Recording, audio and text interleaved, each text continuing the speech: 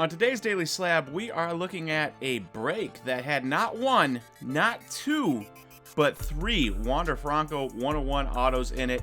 We're also going to take a look at LeBron James as our trender, and we are going to be taking a quick peek at the new rules and how they did opening weekend of the MLB. So sit back, relax, and enjoy today's Daily Slab.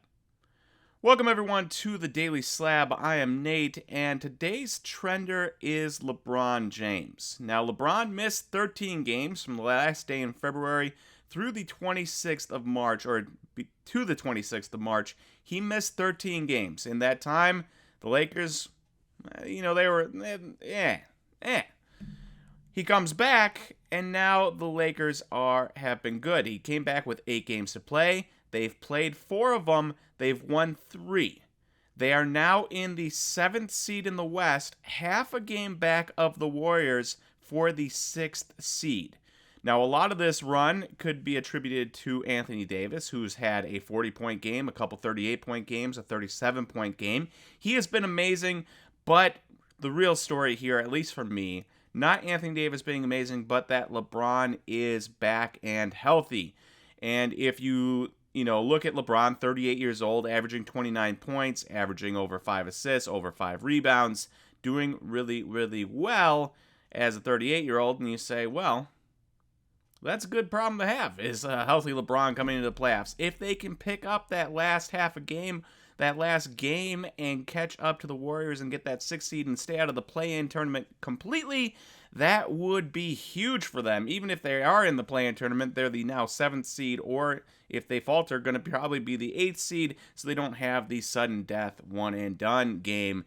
So it'll be interesting to see how they do the rest of the season. Only 4 games left now, but I gotta imagine that nobody really wants to see a healthy LeBron, a healthy AD on a Lakers team in the playoffs. I don't care who you are. I don't care if you're the number 1 seed Nuggets or if you are one of the play-in teams. You don't want to see a healthy LeBron and a healthy AD on the court, especially a team like the Nuggets, who you fight all year for the 1 seed, and then you might get, LeBron and AD, or you fight for the 3 seed, and you might all of a sudden get LeBron and AD. That stinks. So we'll see what happens there. As for our cards, we're looking at his 2003 Topps Chrome Refractor PSA 8, and that over the last 6 months, well, that's down 3%. Not a drastic decrease in price by any means, considering he's been injured.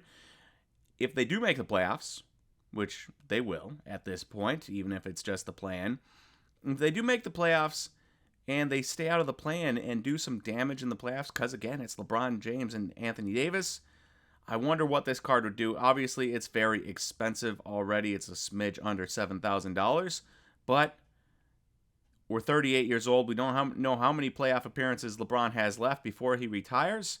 So I do think every single one of them is more important than, say, when he was 33, 34, or something like that.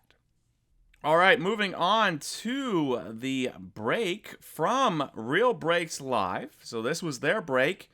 Post by Gem Mint, shared to me by my buddy Jose. So it's you track that.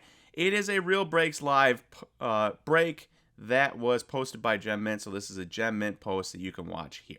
Wander Franco Super Fractor Auto. Holy moly! Wow, let's go! Oh my gosh! A few moments later. This is another 1 of 1 here. Another 1 of 1 and another Wander 1 of 1. Oh my goodness. Oh my gosh. You're getting 2 Wander 1 of 1s. You are, you're doing something alright. 12 seconds later. And next up is the 1958 Super Fractor, correct. 1958 Super, no way. No way! Let's go!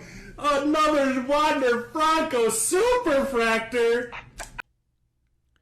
Alright, so you can check that out. They hit not 1, not 2, but 3 different Wander 1 of 1 autos in their Transcendent case. And my question for you, outside of them being pretty cool, they're pretty cool, is that too many? Is that too many 1-of-1s? Not only out of one case, but maybe out of one product?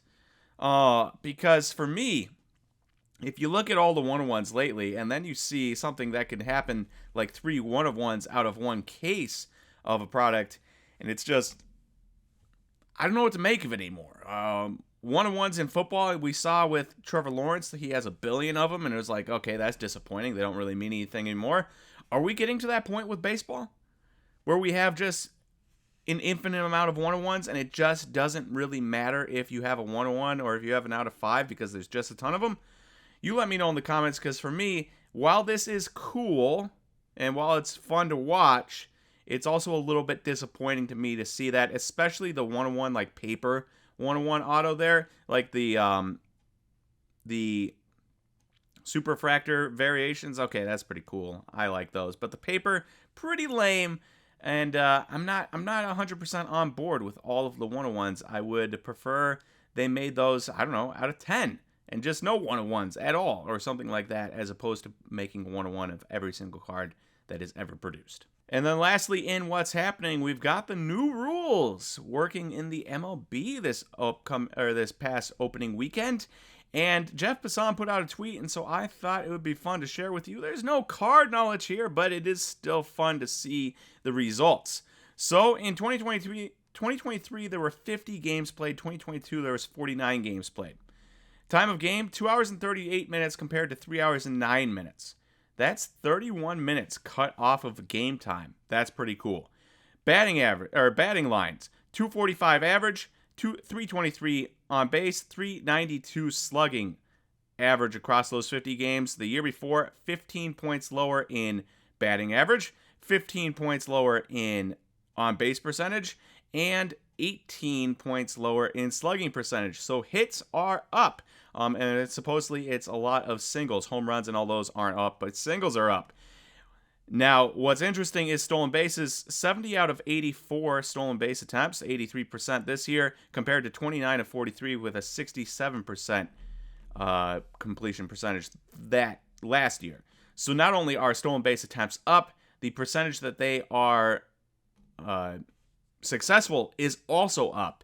And so I think what you are seeing right now is that people are okay with taking their walks. They're okay with hitting singles, whereas before you're just trying to smoke the ball wherever you could. With the lack of the shift and with people willing to try to hit singles because they know they can steal bases easier, especially if you're fast, take your walk, take your single, steal second. All of a sudden you're in second. It's like you hit a double, but you didn't have to try for the double. A lot easier to hit a single.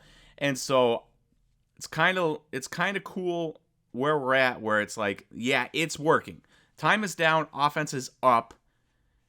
It's a more enjoyable product. Now, it does seem a little fast. The Brewers are beating the Mets today, 10-0.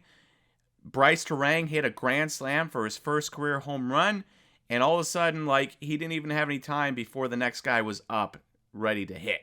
And so, it's a little bit fast at some points, but all in all, I have loved it. More offense, more action on the bases, and quicker games. That's like a trifecta of wins for the MLB, and the proof is in the pudding. Let me know if you like it or not. I know a lot of people are like, it's too fast, or it's not how baseball is meant to be played, or whatever. Let me know what your thoughts are, because obviously there's a lot of differing thoughts out there on the new rules. I, for one, love them, but that doesn't mean you have to. All right, and lastly, I've got Whatnot breaks tonight. Topps Chrome Formula 1 Sapphire. If you are interested, at 6 p.m. Eastern, 3 p.m. Pacific, we will have the best prices you can find on boxes anywhere at all. I promise you, we will have the best prices on boxes from eBay, from Dave & Adams, from Blowout, even probably from other breakers. We will have the best prices on boxes for Sapphire F1. So if you want to check that out, join me tonight on the SlabStox Whatnot channel at 6 p.m. Eastern, 3 p.m. Pacific. All right, thank you everyone for watching today's Daily Slab, and I will talk to you all tomorrow for the next Daily Slab. See you, everyone.